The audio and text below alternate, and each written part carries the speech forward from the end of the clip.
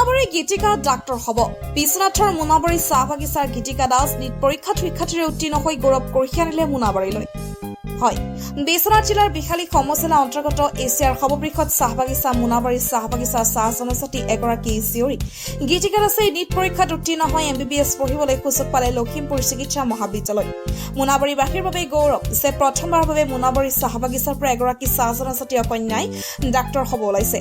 বাগিচাৰ পৰিৱেশৰ মাজত ডাঙৰ দীঘল হোৱা বাগিচাৰ পৰিৱেশত থাকি শিক্ষা দীক্ষা লোৱা এগৰাকী জীয়ৰী আছিল চিকিৎসা বিজ্ঞানৰ ছাত্ৰী। পিতৃ সুধন দাস আৰু মাতৃ বীণা দাসৰ কনিষ্ঠ কন্যাৰ এই সফলতাত আনন্দত আত্মহাৰা হৈ পৰিছে মোনাবাৰী বাগিচাৰ ৰাইজ। গীতিকা দাসৰ এই সফলতাত আনন্দিত হৈ পৰিছে অসম চাহ জনজাতি ছাত্ৰ সন্থাৰ বিষয়ববীয়াসকল, যেন ঘৰখনত বৈছে আনন্দৰ কন্যা। আজি বিশালী বিষয়ববীয়াসকল আৰু স্থানীয় ৰাইজ উপস্থিত হৈ গীতিকা দাসৰ ঘৰত আৰু ছাত্ৰীগৰাকীৰ এই সফলতাত তেওঁ শুভেচ্ছা জনায় আৰু এখন উপন্যাস আৰু ফুলাম গামোচাৰে সম্বৰ্ধনা জনাই অনাগত ভৱিষ্যতে এগৰাকী স্বনামধন্য চিকিৎসক হিচাপে সমাজত পৰিস্থিতি পাওক এই বুলি মন্তব্য কৰে। বিশ্বনাথৰ পৰা প্ৰাঞ্চল দাসৰ report, B time news Assam.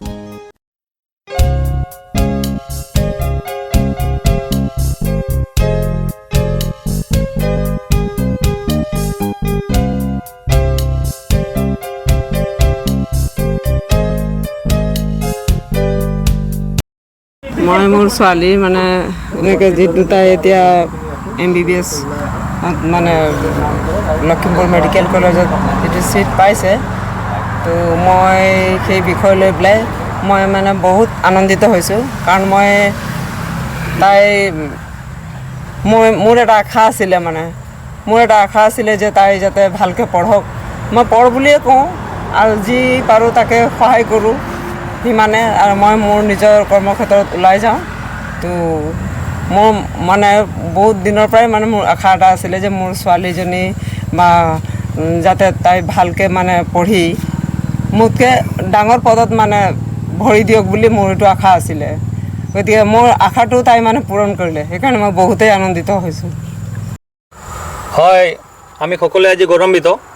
আমাৰ বিহালী শাখা সমিতিৰ অন্তৰ্গত মোনাবাৰী চাহ বাগিচাৰ বিহুপুখুৰীৰ যি ষ্টাফ লাইনৰ এগৰাকী বাসিন্দা সুদান দাস আৰু বীণা দাস ডাঙৰীয়ানীৰ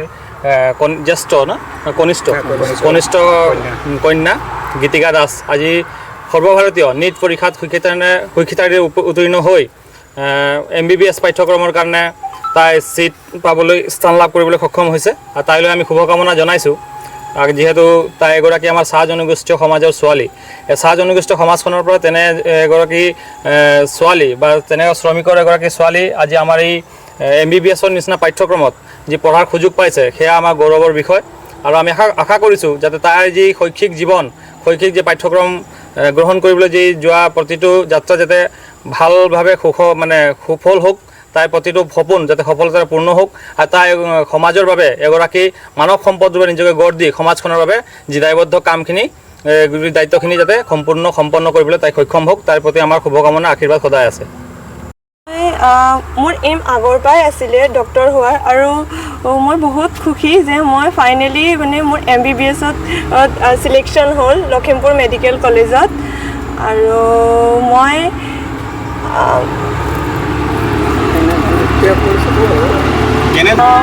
8 hours ষ্টাডি কৰিছিলোঁ আৰু মই অনলাইন কোচিং কৰিছিলোঁ PWৰ পৰা। আৰু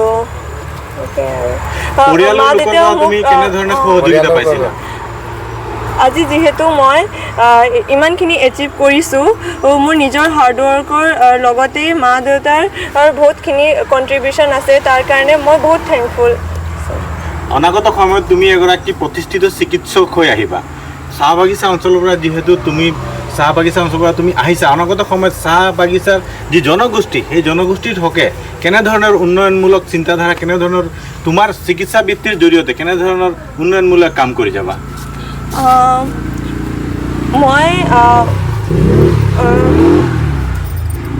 মোৰ সপোন যে আগলৈ মই সমাজৰ কাৰণে মই ভালদৰে চিকিৎসা কৰিম। তাৰে মই আশা কৰিছোঁ যে মই ভাল এজনী ডক্টৰ হৈ ওলাই আহোঁ, তাৰে কাম। চাহ জনগোষ্ঠীটোৰ হৈ তুমি কেনেধৰণৰ কাম কৰি যাবা অনাগত সময়ত?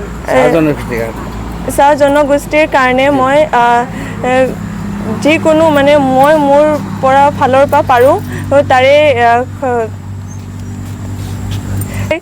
কৰি যাম আৰু কি কয় মই বিচাৰোঁ যে মোৰ ভাইটি ভণ্টিসকলে এনেকেই মোৰ নিচিনা মানে আগুৱাই যাওক তাৰে মই আশা কৰিছোঁ।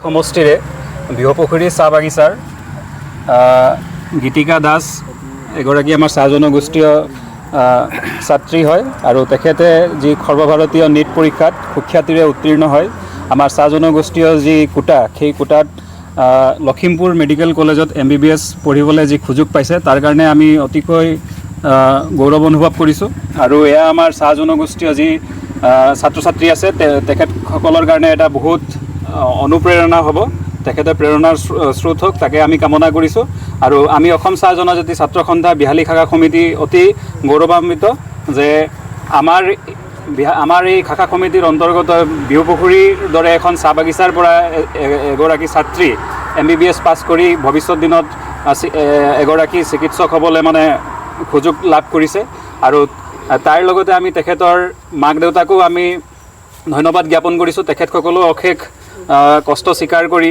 ছোৱালীগৰাকীক পঢ়া শুনা কৰাত তেখেতসকলে যথেষ্ট মানে তেখেতসকলৰ অৱদান আছে, তেখেতৰ পৰিয়ালবৰ্গৰ অৱদান আছে আৰু তেখেতৰ মাতৃ বিহুপুখুৰী চাহ বাগিচাৰে এগৰাকী নাৰ্ছ হিচাপে নিয়োজিত হৈ আছে আৰু তেখেতৰ মাতৃৰ এটি সপোন আছিলে যে মোৰ ছোৱালী এগৰাকী চিকিৎসক হওক। ছোৱালীগৰাকীৰো নিজৰ এটি সপোন আছিলে যে মাতৃ সেই সপোন পূৰণ কৰাৰ, গতিকে সেই সপোন যিহেতু পূৰণ কৰিবলৈ সক্ষম হৈছে আমি অতিকৈ আনন্দিত আৰু আমি কামনা কৰিছোঁ যে তেখেতক চাই আমাৰ জনগোষ্ঠীয় অন্য যিসকল ছাত্ৰ ছাত্ৰী আছে তেখেতসকলো মানে ওলাই আহক আৰু চৰকাৰে যিহেতু সুযোগ সুবিধা আমাক প্ৰদান কৰিছে সেই সুযোগৰ মানে সুবিধা গ্ৰহণ কৰক আৰু আমাৰ চাহ জনগোষ্ঠীয় ছাত্ৰ ছাত্ৰীসকলৰ কাৰণে MBBS মানে পঢ়াৰ কাৰণে যি চৰকাৰে যি মানে সংৰক্ষণৰ ব্যৱস্থা কৰিছে তাৰ কাৰণে মই অসম চৰকাৰকো অশেষ ধন্যবাদ আৰু কৃতজ্ঞতা জ্ঞাপন কৰিছোঁ আৰু আমি পুনৰবাৰ গীতিকা দাস আৰু তেখেতৰ পৰিয়ালবৰ্গলৈ অশেষ কৃতজ্ঞতা আৰু ধন্যবাদ জ্ঞাপন কৰিছোঁ। ধন্যবাদ।